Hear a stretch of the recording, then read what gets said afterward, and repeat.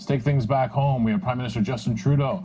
He will be beginning his second term as Canada's Prime Minister with a weakened hand. Of course, one of his top priorities will be the need to address growing tensions between Ottawa and Western Canada over the struggling energy sector. Joining me now is Naheed Nenshi, he's the Mayor of Calgary. Great to see you again, Mr. Mayor. It's always a pleasure to chat with you, Greg, and to figure out where we go from here. All right, so let's start with that right now. You are in the epicenter of oil country, Calgary. You are the mayor. What's the feeling among the people in terms of, we're hearing that there's a lot of frustration with Ottawa, and particularly the fact that Trudeau will return to Parliament as PM. Well, there's been a lot of frustration with the federal government for many, many, many months now, almost from the moment that Prime Minister Trudeau was elected. You know, part of that was engineered. Part of it, though, is very, very real and reflecting some very, very real frustrations with the state of Alberta right now and the state of Alberta in Confederation. You know, we have always been the economic engine of Canada. We've always been, well, not always, but for many decades, we've been the ones providing economic growth to the rest of Canada, providing jobs for people from across the country who come here to grow their lives here. And though we whine about it sometimes, we're actually kind of secretly proud of the fact that we've been able to help the Canadian family along. The challenge we've got right now is that the economy is running on all cylinders across the country, except really here. And certainly you can never balance the federal budget if Alberta is not doing well, but it's also not good for the nation if Alberta is not doing well. And a lot of Albertans feel like we've been making the case that, look, it's time for us to have a special focus on Alberta and no one is listening.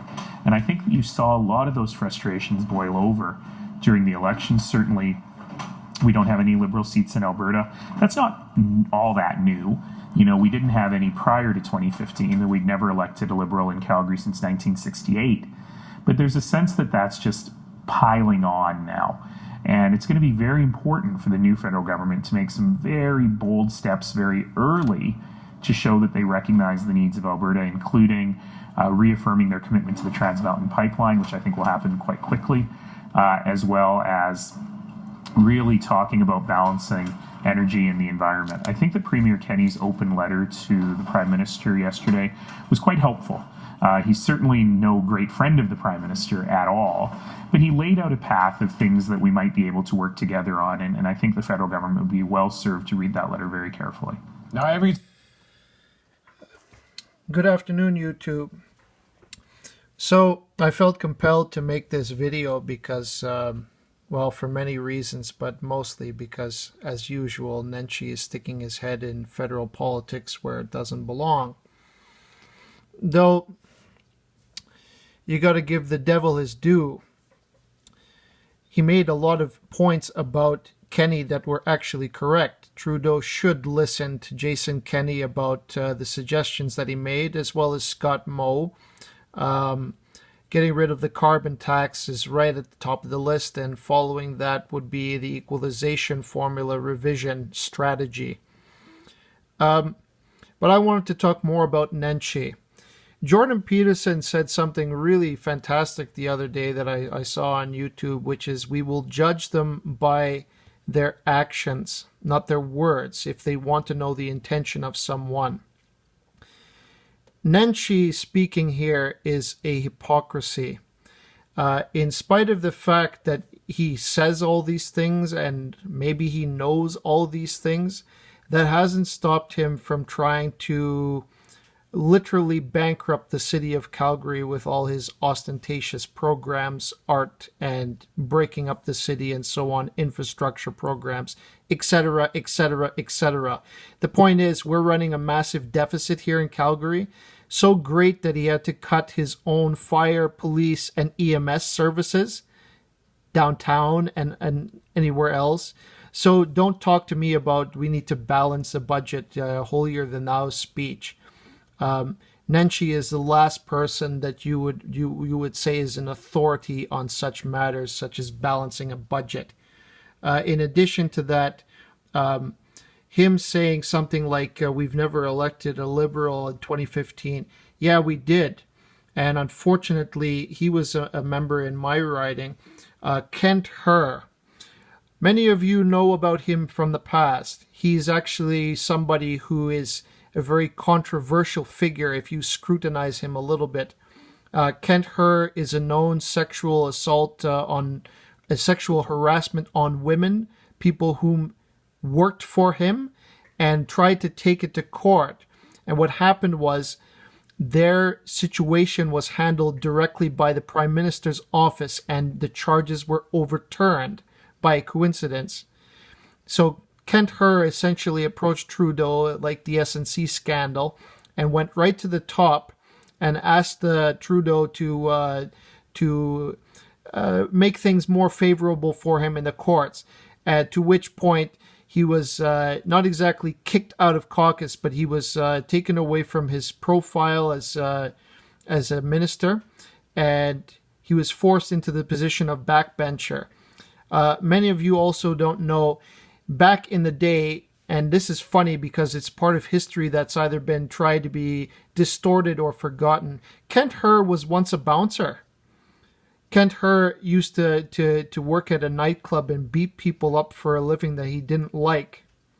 I don't know if it's not common knowledge or how many of you know it, but my father has been in this city for more than 30 years, and he actually knew Kent Herr back in the day. The press won't report it. The media will not tell you. But Kent Herr himself actually was a very, very bad guy back in the day, before he was disabled. And he delighted in bullying and harassing people, and that attitude hasn't changed, especially with those women that tried to come forward and expose him in court for sexual harassment. So, that being said, again, Nenshi he's been well known to interfere in federal affairs. The last election with Stephen Harper, he also interfered, and actually Stephen Harper had to bow to his demands because otherwise he was going to... Nenshi controls, say, about 300,000 votes, you could say, give or take a few. And his political influence is not disputed, but he can get, at that time anyway, a lot of Calgary to vote with him. So that's quite a few votes. He's not an empty messenger, so to speak. But the fact that he cannot keep his own house in order and then start debating in federal politics is absolute hypocrisy. He should keep his mouth shut, because if he doesn't, this kind of thing in Canada, it gives me so much frustration. Like, who is he? He's a mayor of a city. He had no place in federal politics unless he is an elected member. And even as a mayor, you can see he's trying to overreach for his political influence. I believe this man desired to run in federal politics one day. We'll see. But keep your own house in order before you start trying to tamper with things that are outside of your control, so to speak. That's what Jordan Peterson used to say, is clean up your own house, keep things in order before you dare venture out and try to change things. It's simple. Again, I reiterate, here in Calgary, we are suffering a great deal because of this mayor. A lot of things are going badly. The property tax is slated to go up maybe 20% or something. I don't know exactly the amount, but a substantial amount for homeowners to cover their losses and to cover the deficit, and they still will run a deficit in spite of raising taxes every year. So the hypocrisy that surrounds this issue give me a great pause. I look at it, hypocrisy like this. Trudeau create a lot of trouble for us. There can be no doubt about that in Alberta. But that's not even the point. Calgary itself would weather this much, much better if this mayor would simply be fiscally responsible. So I thank you for your time and your attention. And my fellow Calgarians, I hope you hear this. But thank you again. Bye-bye.